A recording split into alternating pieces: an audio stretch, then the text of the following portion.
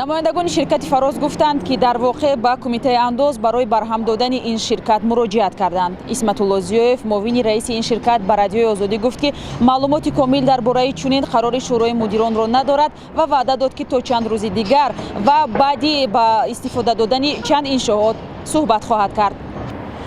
Фароз рӯзи 26 август дар як нома ба кумитаи андози Тоҷикистон аз аҳволи бадии иқтисодиаш хабар дода ва гуфтааст тасмим гирифт тамоми дороиҳояшро фурӯхта ва ширкатро барҳам диҳад.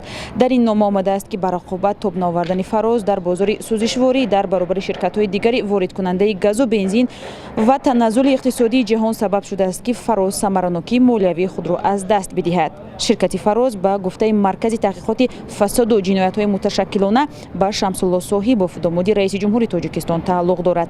Дар вебсайти расмии Фароз омадааст, ширкат яке аз калонтарин холдингҳои Тоҷикистон аст, ки дар бахшҳои гуногун сар аз фурӯши сӯзишворӣ, истеҳсоли доруворӣ ва саноати кӯҳӣ, молия ва истироҳату сайёҳӣ фаъолият мекунад. Айни замон коршиносон ба қарори ширкат дар бораи барҳамдиҳӣ бо шубҳа менигаранд ва мегӯянд шояд сабабҳои барҳам додани Фароз дигар бошад. баҳори имсол даҳҳо нафар аз коргарони хоҷагиҳои кишоварзӣ, ки бар асоси қарордод ба ширкати маъруфи Фароз шираи камол мефурӯхтанд, дар назди идораи ин ширкат ҷамъ омада ва хостори бознигарии қарордодҳояшон шуда буданд.